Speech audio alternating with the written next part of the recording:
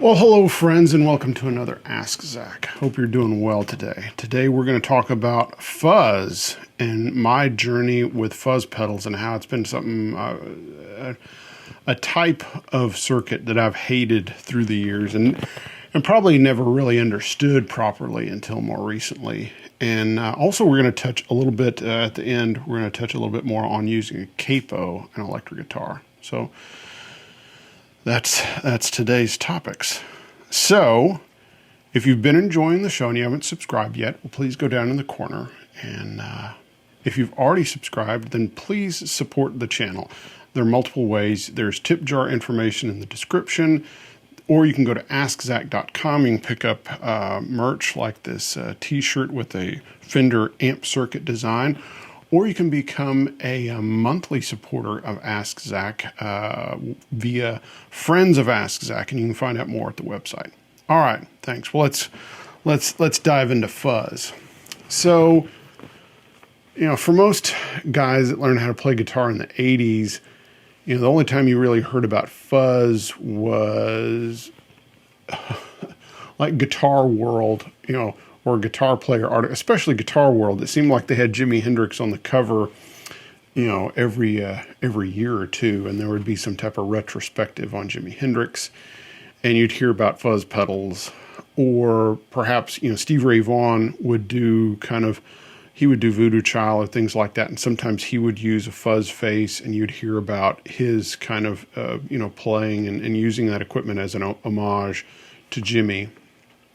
And then, of course, Eric Johnson. So those were kind of the examples that I heard about the most at that point. But being exposed to a fuzz pedal was not common. They just weren't around. And when you did see them, they looked weird. There was you'd see like an original fuzz face maybe at a vintage guitar show, or maybe that was in a glass case at a music store. And it'd be like, what is that? It just looks so weird. It didn't look like a Boss or an Ibanez pedal, because it was way, way before it. And I think it was just kind of a turn off. And then later on, companies like Fulltone and others started making fuzz pedals in the 90s. You had like the 69 pedal, and you had like some fuzz octave pedals and different things like that. And then you started hearing about things like the Black Crowes, or the fact that maybe the Stones had used, fuzz besides just like Satisfaction, but in other ways. And I would try them out, and they would just seem so over the top. There was hard to get subtlety out of it. And I know, part of it is the guitar and also the pot, your volume pot and how the taper is on it. But I just never connected with fuzz pedals, and just never cared for one. I don't think I've ever had a fuzz pedal on my pedal board, or really even been horribly curious about them. If I heard about someone using one, I'd be like, oh, that's just some kind of shtick. So fast forward many, many years, and my buddy Austin Skinner, who you know about from the Playing Downtown Nashville episode, and again, he's the guy that if it weren't for him, I wouldn't be doing the Ask Zach show, and he's a good friend. Again, I've known him since he was 10 and I was 20, and now we're older than that. And I was recently over at his place, and he had to play that night. We went to supper, and then he was having to play like 10 to 2 or something like that. And he said, plug into my pedal board and let me make sure I got everything working right. Because he was, like you do at times, you're taking one pedal board and you're shifting it into other stuff, because he had done a fly date, and he had to have stuff where he was using like a modeling amp, and then he was doing something where he was using an amp, and he was moving some stuff around. And so I had this guitar with me because I was showing it to him because he hadn't seen it yet. And he was plugging into some different things and showing off his echoes and different things that he had. And then I was like, wait, what am I hearing right now? I said, turn the echo off. I said, what's on right now? And he said, oh, that's a Sun Lion. I said, what's that? He said, well, it's an analog, man. It's a boost, and it's also their sun face fuzz. I said, well, what part of it is on? He said, well, just the fuzz. I said, really? I said, that's fuzz? Because what it sounded like was, it sounded like my guitar, but with just a little bit of this kind of fuzzy head on it. It sounded like, I kind of likened it to, my guitar tone got like a Guinness style, head on it, like a beer with, like a dark beer with a big head on it. And I really liked the sound of it. Now, the boost was fine, but it was, of course, the fuzz that I really cared about. I was like, well, what is it? Why does this sound so different than other fuzzes? And he said, well, it's got this NKT 275, germanium transistor. And then also the sun faces have a clean mix control. And I've got the clean mix set pretty high. Like, okay. So I thought, well, I'm just going to go home and I'm going to buy one of these things. Well, I get online, and of course, it turns out that the NKT 275 germanium transistor is horribly expensive, been knocked off a bunch, and so all the sun face pedals that have those in there are crazy expensive, going $800 to $2,000, depending on which version of it they had.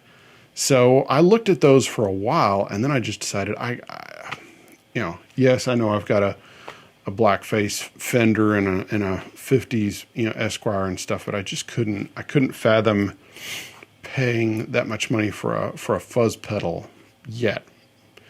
So I contacted Analog Man, Mike there, and I told him, that I'd played through a friend's,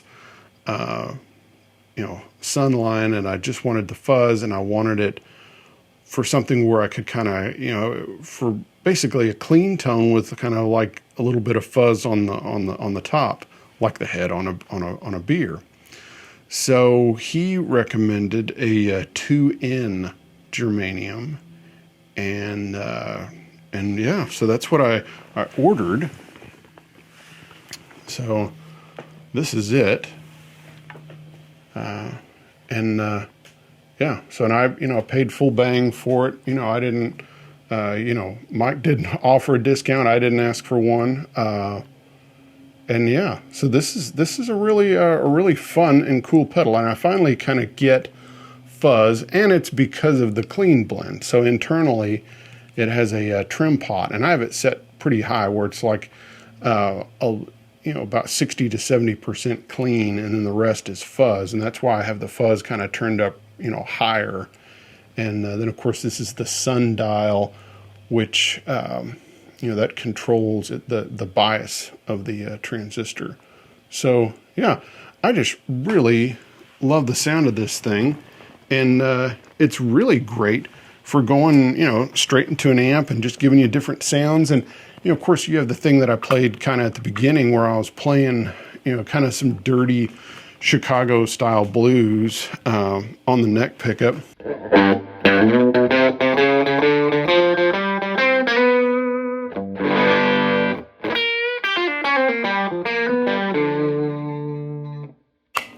I actually played on the neck pickup.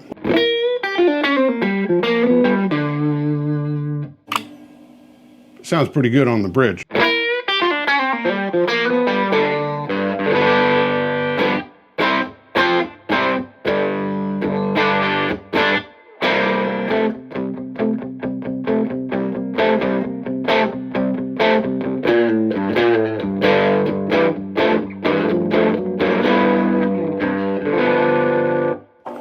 And of course, what's nice about a fuzz is if you have a good taper on your volume control, you can just turn it down a little bit and it starts to clean up.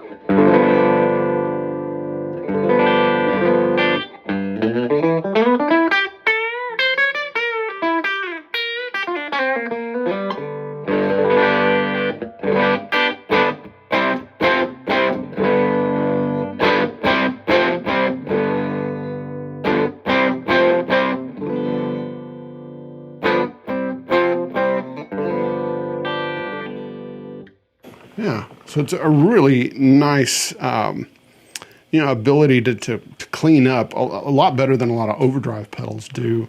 And and you have kind of those famous, kind of neck pickup sounds.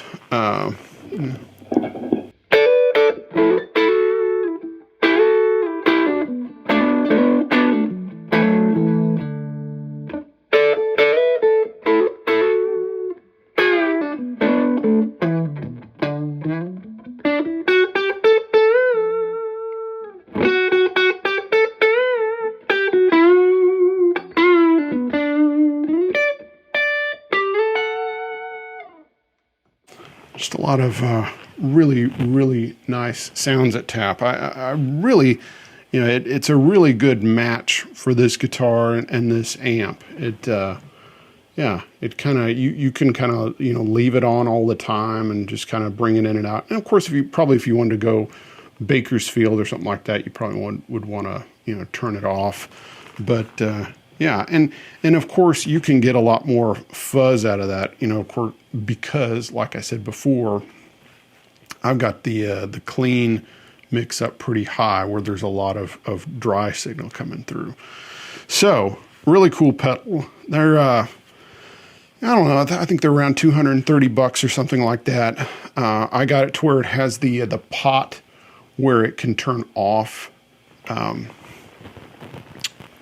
Let's see, I'll put it in bypass so it won't make a big thunking sound, but you can come around here and it has a little detent on it. So when you hit that, and that's to save the battery, and this has no DC jack on it. And you really need to put a carbon style battery in here, which you can get those a lot of your Walgreens or Dollar Generals, or even Guitar Center has them. They're the Dan Electro branded guys are carbon, and you can put them in here, and they do make a big difference in the sound of these things. And very happy with the 2N sun face. And here are a couple pointers for the for fuzz pedals in general. They don't really do well with fragile vintage speakers. So like I probably wouldn't I haven't experimented yet with the Harvard with it, but I'm not real excited about that because fuzz just kind of can be hard on old speakers, especially if it has like the original paper on it and such.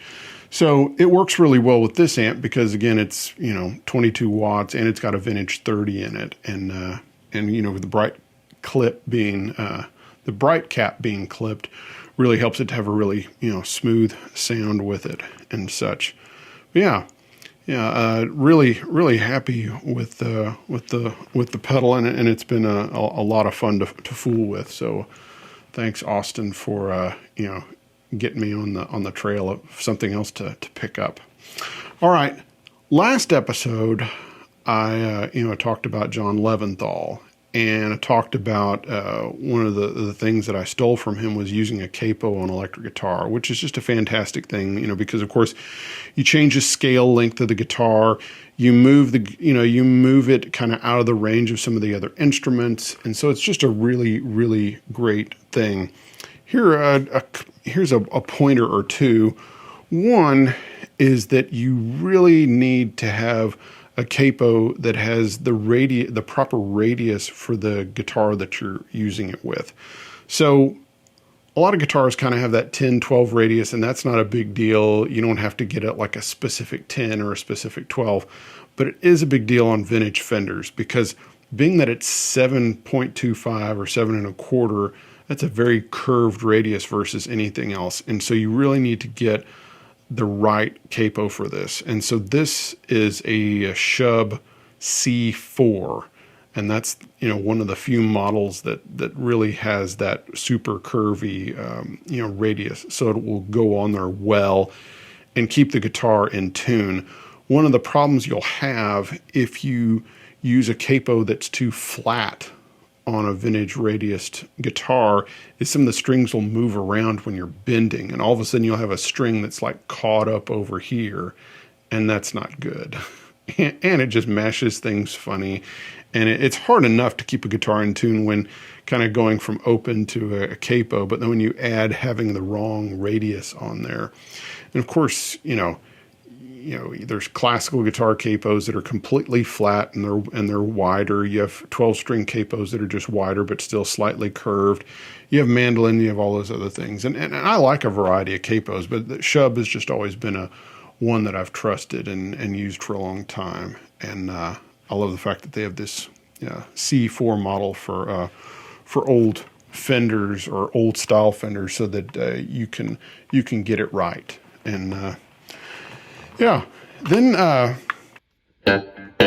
let's see if I have the fuzz on. The thing I played at the beginning was just me again trying to play some Chicago style blues. Think about Howlin' Wolf and things like that, and that's just.